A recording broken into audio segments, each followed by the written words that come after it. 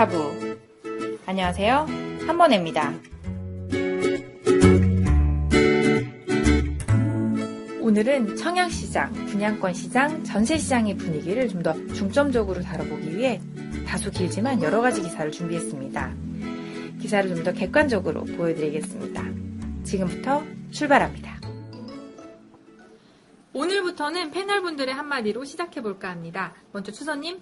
안녕하세요. 강남 재건축의 본가 네이버 카페 사주와 부동산의 추선입니다.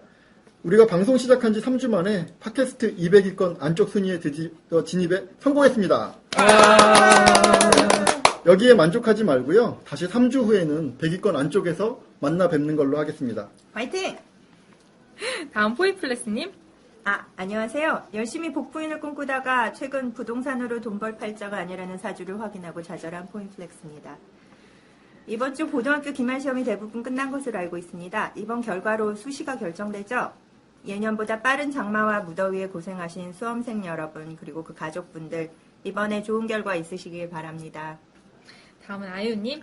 네, 안녕하세요. 주부 아이유입니다. 네. 왜 주부세요? 네, 사주와 부동산의 주와 부동산이 부자를 합해서 주부라고 지었습니다. 진짜 그런 거 좀 하지 마세요. 아니, 사실은요, 제가 취향이 뭐 자녀 교육, 요리, 여행 같은 걸 좋아해가지고 주부 같다고 해서 제가 지어봤습니다. 사모님께 한번 확인해봐야겠어요. 근데 주부 취향인 건 맞는 것 같아요. 옆에서 지켜보니까 맞는 것 같습니다. 가사도? 가사. 진짜 가사는 안 하실 것 같아요. 가사 안 하는 주부? 네, 안녕하세요. 한번혜입니다. 저는 지난주에 고향 향동 호반베르디움 현장에 가보려고 했는데요. 너무 무덥고 카페 소식을 보고서는 깜짝 놀라서 못 갔습니다. 카페에서 1시간씩 기다려야 된다고 그러더라고요. 그것도 밖에서. 네, 그래서 못 갔는데요. 오늘 청약 결과 보니까 1542가구 분양에 24.3대 1이라는 청약 결과가 나왔다고 하네요. 도대체 몇 명이 청약한 거예요? 3만 명 넘게 청약한 거죠. 어쨌거나 성공적인 계약 결과도 기대하겠습니다. 한 주간의 기사를 소개하는 시간인데요. 이번 주부터는 여러 가지 기사를 좀 전해드리려고 합니다. 추선님 준비하셨죠? 네, 지난 한 주간 부동산 기사를 정리해보는 시간입니다. 먼저 첫 번째 기사로는요. 집단 대출 규제 일주일, 청약자 4만 명 대 0명, 깊어진 양극화의 고리라는 제목입니다. 지난주에 흑성뉴타운 아크로 리버하임과 하반미사 호반 서밋플레이스의 경쟁률이 나왔는데요. 흑성뉴타운인 경우에는 89.5대 1, 그리고 하남미사인 경우에는 54.1대 1의 엄청난 경쟁률이 나왔습니다. 이러한 청약 결과에 대해서 집단대출 규제로 인해 풍선 효과와 청약 양극화라는 표현으로 기사를 마무리하고 있습니다. 집단대출 규제가 적용된 단지는 아직 분양을 하지 않았죠? 네, 그 DH 아너힐스가 그 대표적인 단지인데 아직 그 보증을 못 받아서 청약을 하지 못하고 있죠. 그러다 보니 아무래도 규제에서 제외된 아파트에 다들 몰리는 것 같은데요. 이거 계속 진행이 될까요? 제 생각에는 좀 더 진행이 될 것 같은데요. 그 이유로는 집단대출을 규제하고자 하는 정부의 의지가 굉장히 강력한 것 같아요. 그래서 아무래도 강남 지역에는 고분양가 아파트들이라 저금리에 따른 부동자금들이 분양가 9억 이하 단지에 몰릴 것 같습니다. 그 부분도 충분히 일리는 있는 말씀인데 저는 아이유님이랑 생각이 조금 달라요. 강남에 있는 그 1등을 하는 아파트들이 계속 고점을 찍어주지 못한다라고 하면 일시적으로 그 부동자금들이 규제를 안 받는 자금으로 몰릴 수는 있지만 프리미엄을 올리는데 한계가 있을 거라는 거죠. 그래서 당분간은 몰릴 수 있지만 대장주들이 1등으로 계속 가격을 고점을 찍고 나가지 못한다고 하면 일시적인 현상이 되지 않겠는가 이런 생각을 한번 해봅니다.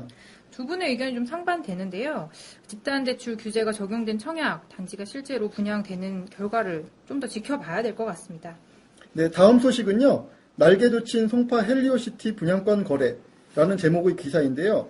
모두 아시겠지만은 가락시형 아파트를 재건축하는 송파 헬리오시티가 서울 분양권 시장에서 돌풍을 일으키고 있다고 합니다. 분양권 전매 제한이 지난달에 풀렸는데요. 무려 거래량이 218건으로 서울 전체 분양권 거래량의 무려 17% 아니에요? 기사를 먼저 보셨군요. 네, 전체 분양권 거래량의 17%를 차지했고요. 2등은 성북구의 레미안 기름 센터피스로 48건, 그리고 그 다음이 강동구 고덕 레미안 힐스테이트로 46건이라고 합니다. 이 거래량은요, 지난달에 신고된 아파트 분양권 및 입주권 거래량은 모두 1282건으로 역대 최고를 기록했다고 하네요. 시티오 같은 경우에는 전체 세대수가 많지 않나요? 예. 전체 세대수가 많은 것도 있지만 우리가 보통 6개월 전매라고 하면 6개월이 되는 시점부터 딱 매매가 되는 게 아니라 그 전에 6개월 동안 사전에 준비되는 부분이 있으니까 실제로 6개월 동안 모여있던 그런 것들이 신고 첫 달에 반영됐다라고 봐야 되고요. 뭐 레미안 기름 세터피스도 크게 그 범주에서 벗어나지 않을 것 같아요. 단지 이제 고덕 레미안 힐스테이트 같은 경우는 일반 분양이 한 1114세대 정도 되는 걸로 알고 있는데 평달에 46건이 거래됐다라고 하면 제가 봤을 때 실질적으로 체감할 수 있는 최대 거래량은 고덕 레미안 힐스테이트가 아닐까라는 생각이 되네요. 그렇죠. 오랫동안 미분양이 또 있었던 단지라서 네. 이 기록이 굉장히 고무적이네요. 네. 세 번째 기사는요. 분양 보증 심사도 강화돼서 고분양가를 더욱 옥죄다라는 내용입니다. 얼마 전에 개포 3단지 같은 경우요. 중도금 집단대출 보증에서 제외가 되면서 아주 호된 신고식을 치르고 있죠. 그런데 문제는 집단대출 보증 이외에도 시세가 높은 분양가 단지에 대해서 분양 보증 심사를 더 강화하고 있다고 합니다. 9억 이상의 경우에는 중도금 대출 안 받으면 보증서가 필요 없는 거 아닌가요? 그 일반적으로 그렇게 생각하시는데 여기서의 그 보증의 의미는요. 9억 이상 뭐 그런 보증이 아니고요. 건설사가 도산하는 경우에 분양자가 납부한 금액에 대한 기본적인 보증을 하는 그 보증서를 말하는 거거든요. 그래서 개포 3단지의 경우에는 분양가를 다소 낮춰서 분양보증 심사를 요청했지만 지난달 30일 그리고 얼마 전 2일에 2번 연속의 보류 판정을 받았습니다. 그래서 현대건설 측은 최근 분양가 확정 시기에 대해서 국토교통부에 문의를 했더니 담당 공무원으로부터 현재 돌아가는 분위기로 봐서 적어도 레미안 블레스티지만큼 분양가를 낮춰야 하는 거 아니냐 그런 말만 돌아왔다라고 하네요. 이건 재산권 침해 아닌가요? 개포 3단지 조합 입장에서 굉장히 억울할 것 같아요. 모델하우스도 이미 다 인테리어가 끝나서 오픈을 했는데 이렇게 분양가를 조정을 해야 되면 나중에 갭은 어디서 메꿔야 하는 건가요? 뭐 누가 됐든 가격이 약간 조정되는 것 같으면 모르겠지만 이미 모델하우스에서 그런 자재들을 오픈한 상태에서 분양가를 많이 내리기에는 뭐 조합의 입장에서 굉장히 어려움이 있을 것 같고요. 굉장히 고통스러우실 것 같아요. 여러 가지로요. 네 번째 기사는요. 전셋값 상승이 한풀 꺾이나 가격 주춤하다는 내용입니다. 수도권 전셋값 상승률이요. 2년 만에 가장 낮은 수치를 기록하는 등 상승세가 다소 주춤해지고 있다는 내용입니다. 수도권 전셋값은요. 지난해에는 월 평균 무려 0.67%에 달하는 정도로 높은 오름세를 이어나갔지만요. 올 1월 달에는 그 반이 안 되는 0.31로 주춤해지더니 지난달에는 드디어 0.2% 아래인 0.19%까지 떨어졌다고 합니다. 또한 기사에서는 여전히 수도권에서 전세권 아파트 구하기가 힘든 상황이지만 지난해보다는 수급난이 완화될 거로 보며 당분간 전세난은 되풀이되지 않을 것으로 전망을 하고 있습니다. 이 부분이 어쨌든 상승세가 주춤해주고는 있지만 계속 전세가가 오름세란 이야기인데 제가 실제로 주변에서 체감하기로는 전세가가 떨어진 느낌이거든요. 반포 같은 경우를 예를 들면요. 네. 정확하게 말씀드리면 일단 재건축 대상 아파트들은 물건도 많이 쌓이고 있고 34평, 35평 우리가 흔히 말하는 84제곱 기준으로 가격이 한 1억 정도 조정을 받은 건 맞습니다. 실제로 떨어지긴 했군요. 네, 그리고 이제 압구정 같은 경우도 지금 뭐 매물이 쌓이고 있다는 정보는 저도 들을 수가 있었고요. 그리고 예를 들면은 신규로 입주하는 아파트인 레미안 신반포 팰리스 같은 경우도 이제 입주 지정 기간 마지막 날이 이제 다음 주 8월 7일이니까 이제 한 달이 채 안 남은 시점이거든요. 그 시점을 감안하면 사실 전세나 반전세에 그 임대들이 잘 안 나가고 있는 건 사실입니다. 송파 같은 경우는 미래 때문인 것 같은데 전세값이 좀 떨어졌다고 하더라고요. 송파도 떨어졌어요? 그럼 어디가 오른 거죠? 마포 같은 경우는 어떤가요? 마포 같은 경우에는 아직도 전세 물건이 없어서 난리더라고요. 그리고 아직 입주한 지 2년이 채워진 아파트가 아직 나타나지 않아서 9월이면은 마레프가 이제 2년이 되죠. 그렇죠. 네. 마레프가 단지가 굉장히 크죠. 네. 근데 전체적으로 제가 이렇게 모니터를 해보면요. 작년 말부터 전세가 쌓인다는 말이 심심치 않게 들려왔던 것 같고요. 올해를 거치면서 올해 중반기 이후에는 분명하게 전세 물건 쌓이고 있고 어느 정도 가격 조정도 들어가고 있다라고 보는 게 시장을 객관적으로 보는 눈일 것 같아요. 네. 다음은요. 서울 강남 지역 한 대규모 재건축 아파트 조합이 하반기 입주를 앞두고 인근 중개업소들과 갈등을 빚고 있다고 합니다. 뭐 어제 그제 카페에서 굉장히 논란이 됐던 내용이기도 한데요. 아파트 값을 일정 수준 이상으로 유지하기 위해 조합이 특정 중개업소에만 매물을 몰아주고 있다는 소문이 나면서부터라고 하는데요. 84제곱을 기준으로 해서 15억에서 17억에 거래되던 단지들이 21억에 그 매매되었다는 문자를 조합해서 보낸 이후에 호가가 뛰었고 주변 단지보다 가격이 크게 높아지자 매수자도 끊겼다라는 내용이 기사에 나와 있습니다. 조합 측은 이에 대해서 조합원들이 강남권 최고 단지의 가치를 모르고 손해를 보며 매도했을까봐 실거래가를 제공했을 뿐이다 라고 해명을 했는데요. 아파트 가치를 더 높이려는 노력은 이해가 되지만 그렇다고 호가를 인위적으로 높이는 것은 중개업체와 실수요자 피해는 물론이고 그 거래 공백으로 인해서 조합원도 피해를 입을 수 있다라고 지적하고 있습니다. 수선님, 인근 네. 중개업소 운영 중이시잖아요. 네, 맞습니다. 매물 몰아주기, 특정 중개업소 이런 얘기가 있던데 어떻게 생각하세요? 엊그제 저희 댓글에서 보면 저희 부동산이 그런 업체라는 말을 일부 분들이 하시더라고요. 이 자리에서 정확하게 말씀드리면 저희는 그 해당 업소와 아무런 상관이 없습니다. 예, 사부 카페에 많은 회원들이 댓글로 사주와 부동산에 좀 해명을 요구하시기도 하셨는데. 많은은 아니죠. 네, 죄송합니다. 네. 일부 회원들이 해명을 요구하시기도 하셨는데, 네. 아무런 말씀이 없으셨는데 혹시 이유가 있으셨던가요? 말이 통해야 대화를 하는 거니까요. 거기에 대해서는 더 이상 드릴 말씀이 없습니다. 네. 그러면 이 가격에 대해서는 어떻게 생각하세요? 개인적으로는 비싸다고 생각합니다. 그 21억 가격에 대해서 말씀하시는 건가요? 21억은 비싸긴 한데 그거는 누군가가 그 한강뷰를 원해가 그 가격에 가지고 간 거라고 생각하고요. 그냥 그거보다 더 일반적인 제가 이걸 올 상반기에 저도 매수할까 하고서는 계속 쫓아가다가 결국 놓친 단지거든요, 여기가. 네. 계속 노려보신 분은 아이유님도 마찬가지시잖아요. 예, 저는 모니터링을 했는데요, 3월부터. 그래서 지금까지 하고 있긴 한데요. 5월 중순 정도였던 것 같은데 갑자기 호가가 확 뛰면서 물건이 거의 자취를 감췄거든요. 네. 그거는 꼭 해당 단지만의 문제는 아닌 것 같고요. 5월 중순부터 그 개포 블레스티지 분양가가 나오고 완판이 되면서 강남권은 전체적으로 그 가격대를 높였기 때문에 꼭 그 해당 단지만 가격대를 높인 건 아닌 것 같아요. 심지어 분여회에서 담합해도 비난의 대상이 되는데요. 조단위 금액을 운영하는 조합에서 좀 더 신중해야 하지 않을까 생각이 드네요. 마지막 기사는요. 어제 나온 기사입니다. 주택담보대출이 사상 첫 500조를 돌파했다는 내용이고요. 가계비 증가세가 안타깝게도 지속된다라고 합니다. 주택담보대출 증가액은 올 1, 2월에 2조 5천억 원대, 3, 4월에는 4조 5천억 원대였다가요. 6월에는 최대치인 6조 6천억 원이 늘었다고 합니다. 중도금 대출의 경우는 협약을 체결한 시중은행이 대출을 거부하는 현상까지 발생하면서요. 이 중도금 대출이 지방은행이나 제2금융권 대출로 전환하면서 풍선 효과가 발생을 했고요. 중도금 집단대출의 금리가 최고 연 4.2%까지 올랐다라고 하니까 이 까다로워진 집단대출 탓에요. 그 수요자들의 자금 부담이 더욱 커질 전망이라는 기사가 나와 있습니다. 기준금리가 내려간 판에 무슨 대출금리가 연 4.2%예요? 그게 이제 중도금 대출 같은 경우는 특성상 개인이 선택을 할 수가 없잖아요, 은행을. 네. 그리고 이제 개인 신용도가 반영이 되질 않기 때문에 이게 1금융권에서 거부를 하면 자연스럽게 지방은행이나 2금융권으로 넘어가면서 금리가 올라가는 것 같아요. 그리고 그 비용은 다 이제 소비자한테 전가가 되는 거죠. 그래서 계약 때랑 다른 중도금 대출 금리가 나와서 그 계약자들이 굉장히 당황했다는 얘기가 있더라고요. 금리도 금리지만 전체 대출 규모도 너무 큰 것 같습니다. 이거 사회적인 문제가 심각해질 수도 있을 것 같은데요. 담보 대출 규모를 줄이는 뭔가 방법은 없을까요? 이게 아주 획기적인 방법이 하나 있긴 있어요. 뭐요? 뭐예요? 뭔지 궁금하시죠? 네. 제가 방구석에서 오랫동안 생각하면서 찾아낸 건데요. 결론은 일반 분양을 없애면 됩니다. 뭐요? 일반 분양을 없애면 어떻게 해요? 지금 현재 일반 분양 구조를 보면요.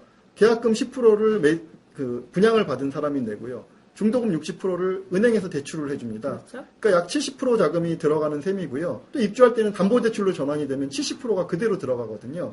그러니까 결론적으로 말씀드리면 그 70%의 돈 중에 대부분이 은행 대출로 이루어지는 게 그게 지금 현실이잖아요. 네. 그러니까 그 비용을 조달할 방법만 잘 짜면 저는 충분히 일반 분양을 없애서 후분양으로 되는 것도 가능하다라고 생각을 하거든요.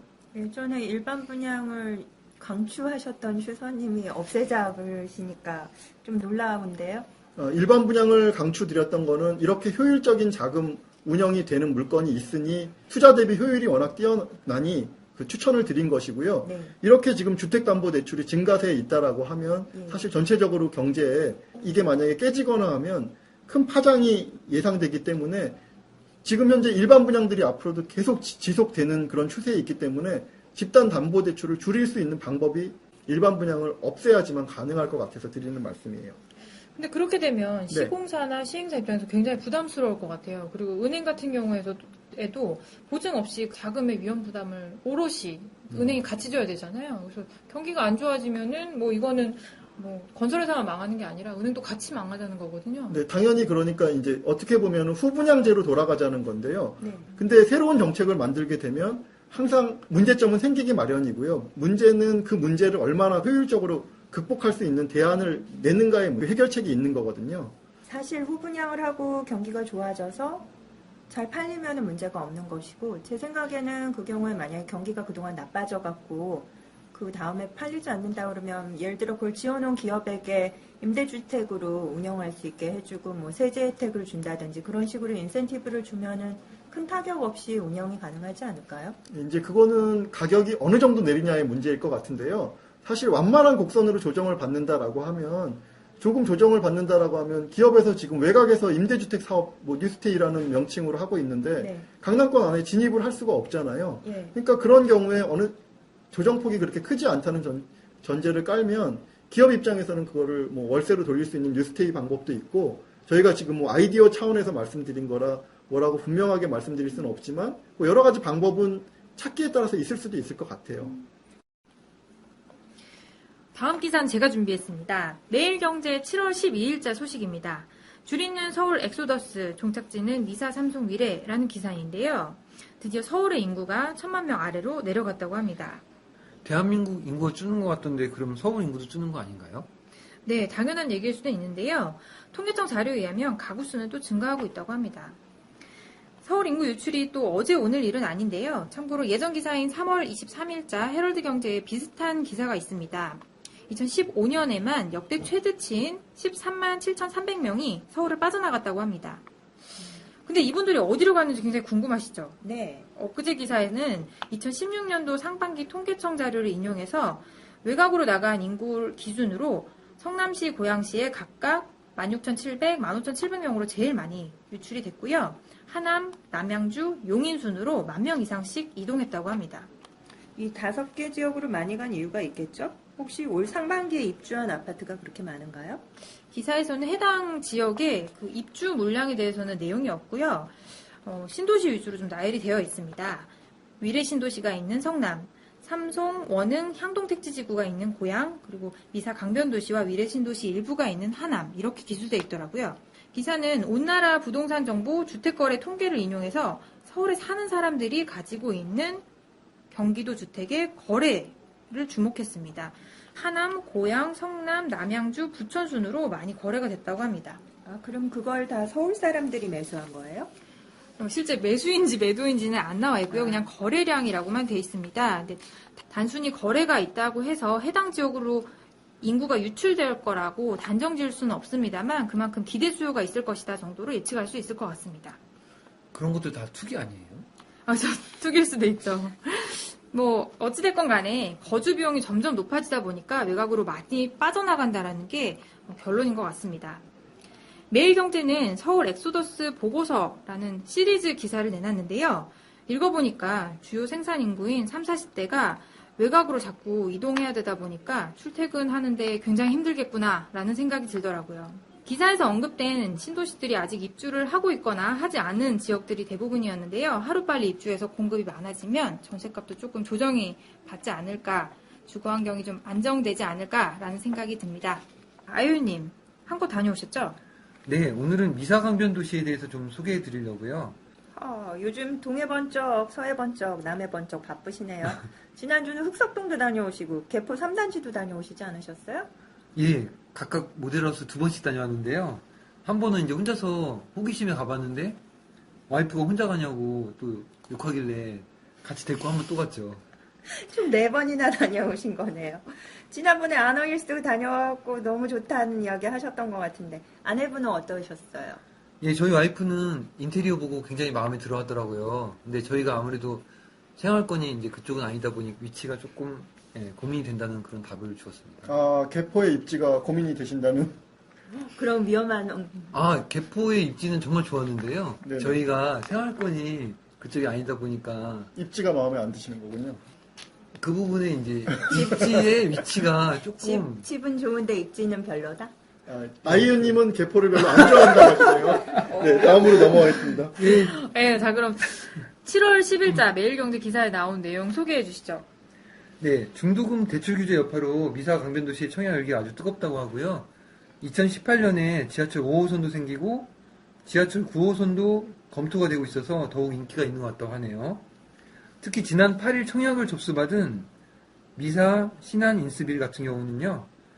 평균 77.5대 1의 경쟁률을 기록하였다고 하고요. 네, 올해 수도권 평균 경쟁률로는 최고의 기록이네요. 예, 34평 기준으로 미사 강변도시 같은 경우는 이제 프리미엄이 약 1억 원 정도라고 하고요. 매일경제 신문기사에 따르면 매수자가 집주인 양도세에 다운계약서까지 부담하는 분위기라 프리미엄 1억에 5천만 원 정도를 더 부담을 해야 된다고 하더라고요. 다운계약서는 불법 아닌가요? 예, 불법이죠. 그런데 저 같으면 이렇게 을로 살 바에야 안 사고 말 것 같은데 그래서 제가 아직 투자 초보인 것 같기도 하고 이 부분 추선님 의견 좀 궁금한데 어떻게 생각하세요? 네, 그 다운 계약서 같은 경우는 불법이니까 뭐 언급을 하는 게 의미가 없을 것 같고요. 최근에 분양권 매매 같은 경우는 그 중도금 이자가 후이자로 되면서 중도금에 대한 이자를 매수인이 안거나 양도세를 매수인이 부담하는 경우가 있는데요. 우리가 일반적인 관례상 보면은 굉장히 합당하지 않은 일이라고 생각이 됩니다. 그렇긴 하지만 요즘처럼 뭐 매도인이 우위인 시장에서는 매도인과 매수인이 서로 조건을 조율하기 나름이니까요. 너무 이거를 갖다가 고정된 판에 박힌 생각보다는 서로 그 성인이 합의를 하는 과정이니까요. 그리고 이 내용 자체는 불법은 아니니까 잘 조정해서 하시면 될 것 같습니다. 양도세 매수자 부담도 이게 불법은 아닌 거네요. 그렇죠. 정하기 나름이에요. 그거는. 셀러마켓에서는 파는 사람에게 맞춰주면서 원하는 거를 사야 된다. 그렇죠. 그게 그러니까 매수자가 양도세를 내는 게 마음에 안 들면 계약을 안 하면 되는 거니까요. 네. 아유님처럼요. 네. 예전에 추선님 강의 들어보면 그때 지금의 파는 사람 위주의 시장에서 앞으로는 손님이 귀해지는 시장이 올 거라고 그때 말씀하셨잖아요. 네, 언제가 될지 모르겠지만 언젠간 오겠다고 알려주셨는데 그럼 이런 경우에 물건을 좀 기다렸다 그때 사면 좀 유리하게 살 수 있겠네요. 그건 너무 당연한 말씀이네요. 네. 그런데 미사 같은 경우요. 지난해 12월까지 8,200여 가구가 입주를 했고 올해 말까지 추가로 18,000가구가 입주를 앞두고 있다고 하던데 그 임박한 입주 물량이 상당히 많아 보이는데 어떻게 생각하세요? 예, 그렇죠. 지금 매우 뜨거운 곳이긴 한데 입주 물량 부담이 꽤 있다고 보여지고요. 그래도 제가 직장이 만약 그 주변이라면 한강변 신도시에 깨끗하고 쾌적하니까 한번 살아보고 싶을 것 같아요. 포인플렉스님. 네. 그때 지인분이 잠원동에 사시다가 어떤 신도시로 이사 가셨다던데 그 신도시 삶에 만족하시던가요? 제 지인이요. 미사는 아니고 위례요. 위례 신도시로 갔어요. 잠원동 전셋값이 너무 올라서 가게 됐죠. 그러니까 그 집도 잠원동에 원래 작은 평수 아파트 하나 가지고 있었는데 그 집에 아이들과 살기에 너무 좁다고 본인들은 더 큰 평집에 새들어 살고 있었거든요.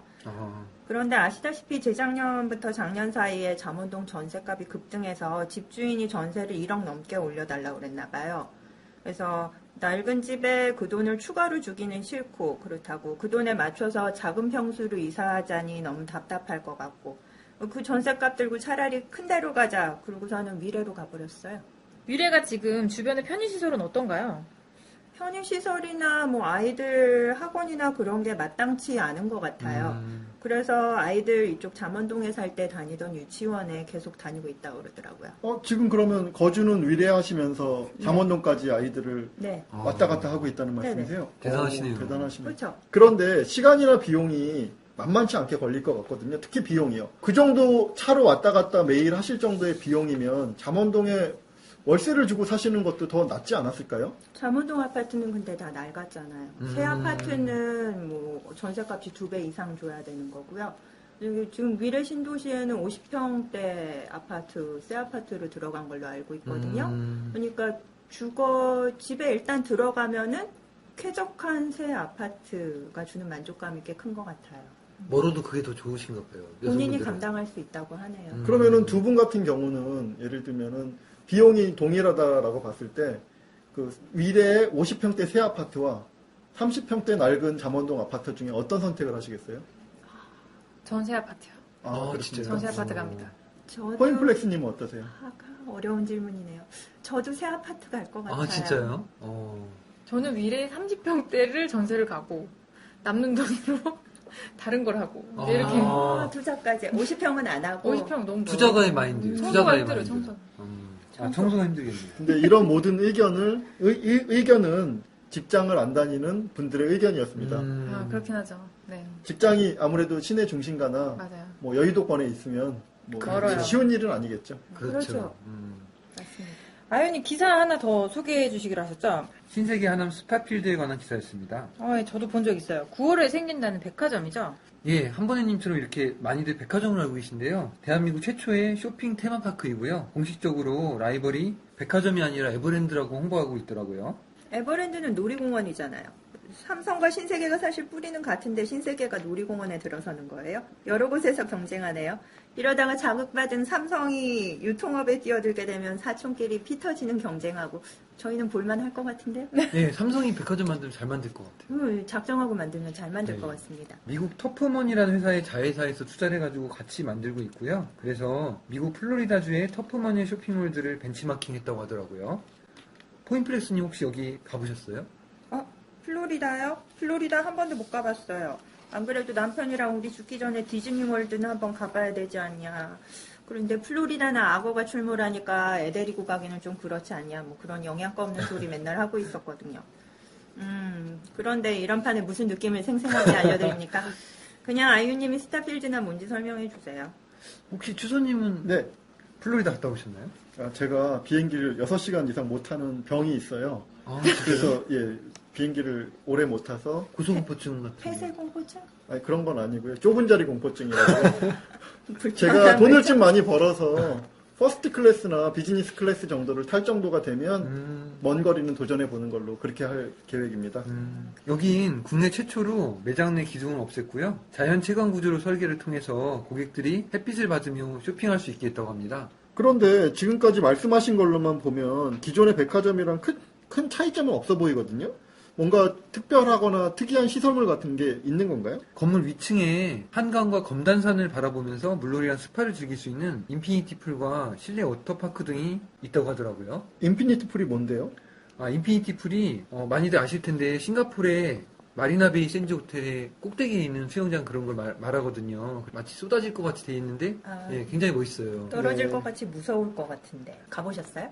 예, 저는 가봤는데 재밌으실 거예요. 가보시면. 또 다른 시설은 뭐가 있나요? 예, 농구, 배구, 실내 암벽 등반 등 30여 종의 스포츠를 즐길 수 있는 공간도 있고요. 그래서 총 면적이 신세계 강남점과 비교해서 약 4.6배의 크기라고 하더라고요. 와, 어마어마하네요, 크기는. 그러네요. 판교 현대백화점에 대응하기 위해 신세계가 승부수를 날리는 건가요?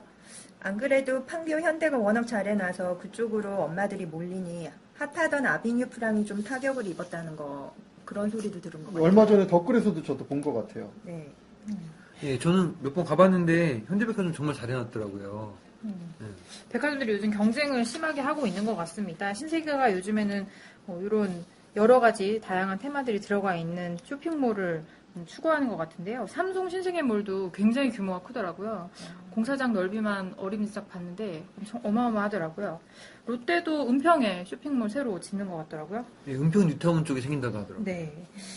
정용진 부회장이 이런 말 남겼다고 합니다. 국민 소득이 높아지면서 가족과 연인 단위의 쇼핑객은 늘고 있는데 도시만에서 수용할 수 있는 규모는 한계가 있다. 앞으로 유통업의 경쟁 상대는 테마파크나 야구장이 될 것이라고 했다고 합니다. 신세계 하남 스타필드와 함께하는 미사 강변도시 멋질 것 같네요.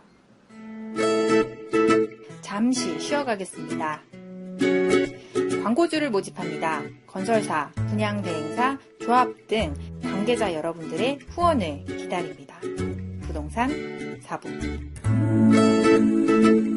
포인플러스님 이번 기사 준비하셨죠?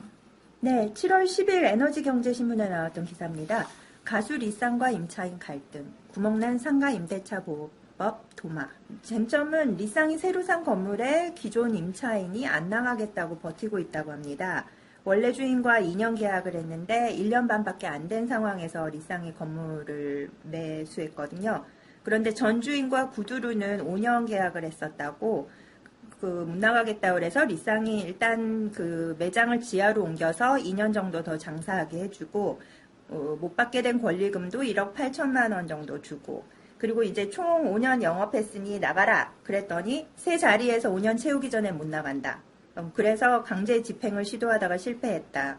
여기까지가 현재 진행형인 기사거든요. 임차인은 처음에 권리금 2억 7,500만 원, 인테리어비 1억 원, 보증금 4천만 원 등 4억 1,500만 원이나 투자했으니 5년이 되기 전에는 쉽게 못 나가겠다는 거고 리쌍 측은 나름 대출받아서 건물 샀고 자기네 건물에서 영업도 하고 싶다는 건데 그걸 못하고 있다는 거고 법원은 일단 리쌍의 손을 들어줬어요. 그런데 임차인이 억울하다고 못 나간다고 버티고 있는 거죠. 임차인은 5년 더 해도 된다라고 얘기를 들었고 리쌍은 또 그런 얘기는 못 듣고 건물을 이제 매수를 한 건데요. 매도한 건물주가 잘못한 거 아닌가요? 그렇죠. 그 말은 속 빼놓고 리쌍한테 건물을 판 거잖아요. 그럴 수도 있죠. 하지만 이 임차인분도 만만치 않아요. 맘 편히 장사하고픈 상위 모임 맘상무라는 단체에서 이 강제 집행 때 나와서 대항을 했는데요. 이분이 하필 그 단체 대표이기도 하시더라고요. 그리고 왕년에 건설사에서 재개발 관련 업무도 했다고 그래요. 명도 같은 분야는 완전 도사일 것 같더라고요. 어찌 보면 리쌍이 잘못 걸린 게 아닐까요? 사실 여기에서 중점되는 것 중 하나가 권리금인데 임차인은 권리금을 2억 7,500만 원을 줬으니 자기도 그거를 회수해야 되는데 리쌍이 1억 8천만 원을 챙겨줬다고는 하지만 그거 가지고는 부족하다는 거죠. 그러면 권리금이란 무엇일까요? 최근 제가 종종 다니던 작은 분식집 한 곳이 문을 닫았습니다. 그런데 폐업 후에 쥐어들은 풍문으로는 이 사장님이 권리금을 한 푼도 건지지 못했다고 하더라고요. 원래 권리금이 5천만 원이었는데 가게가 잘 되지 않아서 접으면서 다른 세입자를 찾지 못한 상태에서 임대차 계약이 종료되었대요. 중간에 권리금 2천만 원 주겠다는 사람은 나섰었는데 사장님이 금액이 너무 작다고 거절하셨다고 그래서 주변의 다른 상인분들이 이거 욕심부리지 말고 그거라도 받아 건지지라고 안타까워했다고 그랬어요. 분식집 자리에는 이제 커피숍이 들어온다고 공사 중입니다. 그러면은 추서님, 그 커피숍 주인은 권리금을 내지 않아도 영업을 할 수 있는 건가요? 네, 그럼요. 장사가 잘 안 돼서 나간 자리니까 권리금을 안 내고 들어가실 수 있겠죠. 또 거기서 이제 커피숍이 영업을 잘해서 장사가 잘 되면 커피숍 주인이 또 권리금을 받을 수도 있을 것 같은데요. 건물주 하는 것보다 상가에서 임차인으로 장사하다가 권리금 받고 남기는 게 더 나을 것 같은데요? 이거 세금도 안 내는 거 아닌가요? 네, 세금도 이거는 잘 안 내게 되겠죠. 신규 상가 중 공실나면 본인이 직접 장사를 하셔서 권리금을 받고 넘기시는 분들도 간혹 있으시더라고요. 그럴 수도 있겠네요. 하지만 이 상가를 잘못 고르면은 그 분식집처럼 권리금도 건지지도 못할 수도 있는 거고 리스크가 있네요. 그럼 상가 살 때 장사를 각오하고 사야 되나요? 그렇죠. 그것도 괜찮은 생각인 것 같은데요. 나쁘지 않은 것 같아요. 백업으로 뭔가 할 그렇죠. 사업 공실로 둘 놔두고 수는 관리비를 없으니까요. 부담하느니 그것도 나은 그게 것 같아요. 아니면은 좀 탄탄한 상권을 골라서 들어가는 것도 안전빵일 것 같기는 한데 저는 근래 들어 탄탄하던 압구정역 상권도 흔들리고 있다는 이야기를 들은 것 같거든요. 한경에 안 그래도 그런 기사 나왔더라고요. 10여 년 동안 보증금 2억 원에 월세 1,000만 원 받던 건물이 1년 가까이 안 나가자 건물주가 보증금 1억에 월세 650만 원으로 낮춰서 계약했다고 합니다. 거의 절반으로 떨어진 거네요. 그렇죠. 2년 전 보증금 2억 원에 월세 1,800만 원을 받던 노년로 대로변 빌딩도 월세 1,600만 원에 매물이 나와 있지만 1년 가까이 임차인을 못 찾고 있다고 합니다. 월세가 1,600만 원이면 집주인 참 부럽네요. 압구정 상권 같은 경우에는요, 워낙 그 성형외과 위주로 영업을 했었는데요. 작년에 메르스가 사태가 나온 이후에 성형 관광객이 줄었고요. 방문하는 그 중국인들도 그 대중교통이 더 편리한 논현동 그 그 성형외과를 선호하고 있다라는 내용의 기사가 실려 있더라고요. 지난번에 추사님이 앞으로는 집보다는 상가 쪽이 투자를 하기에 괜찮을 것 같다라고 말씀을 하신 이후에 상가에 대한 관심이 제가 급증하고 있었어요. 그런데 이런 일들을 듣고 보고 읽어보다 보니까 잘 알아보지 않고 상가를 덥석 잡았다가 상권이 예상한 것처럼 활성화되지 않거나 혹은 기존 상권이 꺾이기 시작한다 그러면은 몹시 두려울 것 같긴 합니다. 그리고 상권 자체가 좋다 하더라도 세입자가 잘못 걸리거나 그러면은 골치 아프지 않을까요? 세입자가 잘못 걸리는 영역은 우리가 뭐 논리적이나 이성적으로 판단할 수 없는 부분이니까요. 그 부분은 제외한다고 하더라도 상가는 원래 그 부동산 투자의 최후라고 할 수 있을 정도로 이제 고수분들이 많이 투자를 하시는 게 맞고요. 상가 같은 경우는 왜 그러냐면 같은 건물에 같은 층이라고 한다고 하더라도 앞뒤 입지에 따라서 워낙 그 가치가 다를 수 있기 때문에요. 투자가 어려운 것 같습니다. 그래서 이제 조언을 하나 드리자면 상가라고 하더라도 너무 수익률 위주로만 보지 마시고요. 수익률과 황금성의 양쪽에다 무게를 두고 보시되 저 같은 경우는 수익률보다는 황금성 쪽에 조금 더 가치를 두고 물건을 고르는 편입니다. 앞으로 상가 물건 볼 때 잘 염두에 두겠습니다. 좋은 팁 감사합니다. 네. 저희 중개업소 이름이 사주와 부동산이다 보니까요. 많은 분들이 이사나 태길에 관련된 문의를 많이 하시더군요. 그래서 오늘은 그 중에서도 손 없는 날의 정확한 의미와 날짜를 스스로 정하는 방법을 알려드리겠습니다. 손 없는 날에서 손의 의미는요. 손님 그리고 손해라는 의미를 동시에 가지고 있습니다.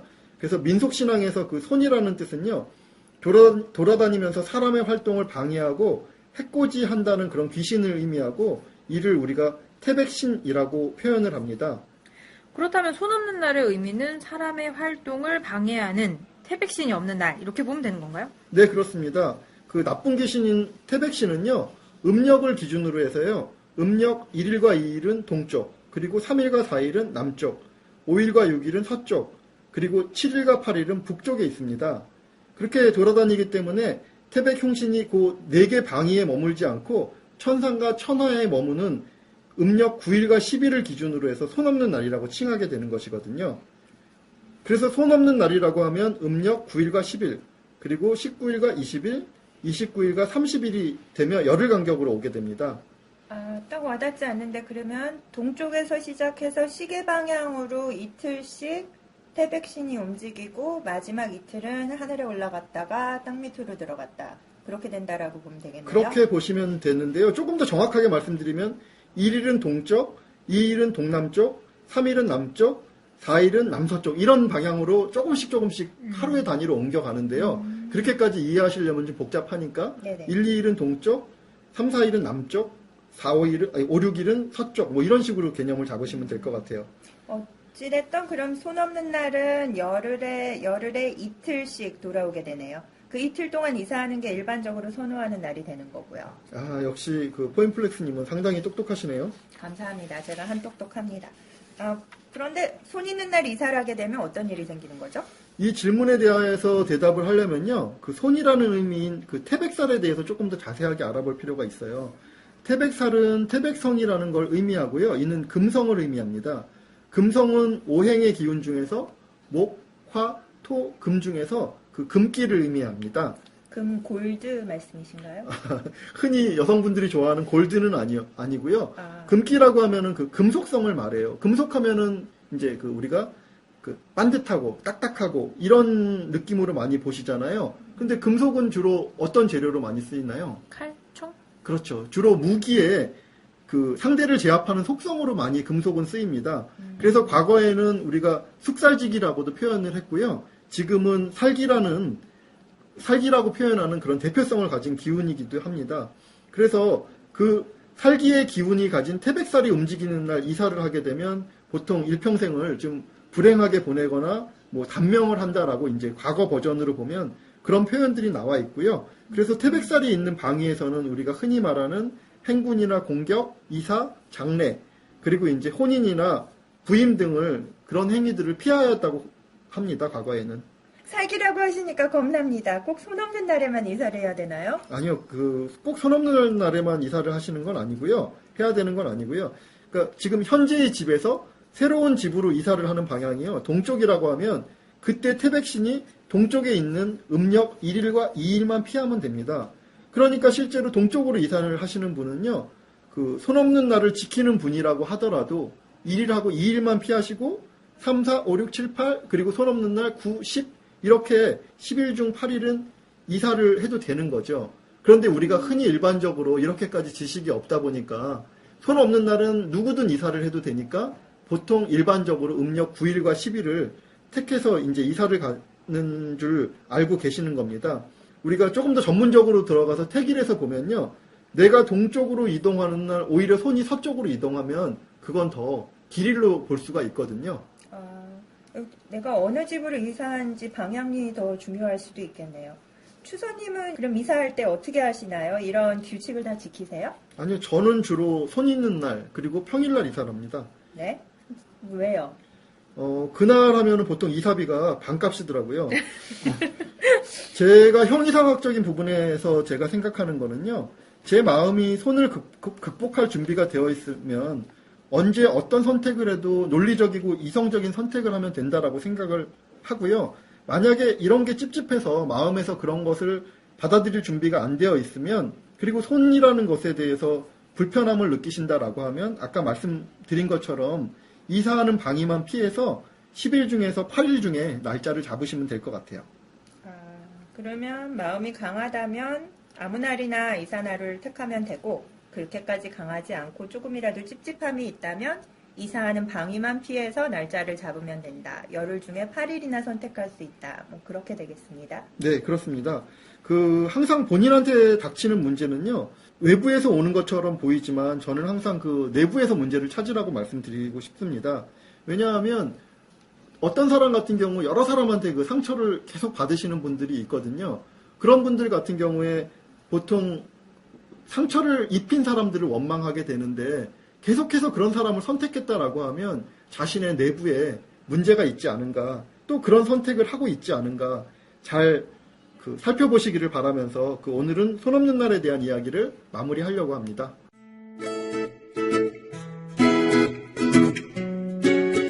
오늘 기사들은 어떠셨나요? 말로 전달하기에는 다소 복잡한 내용들이 많았던 것 같습니다. 궁금한 내용 팟빵 앱을 통해 문의 주십시오. 오늘도 현명한 투자자를 응원합니다. 부동산 사부.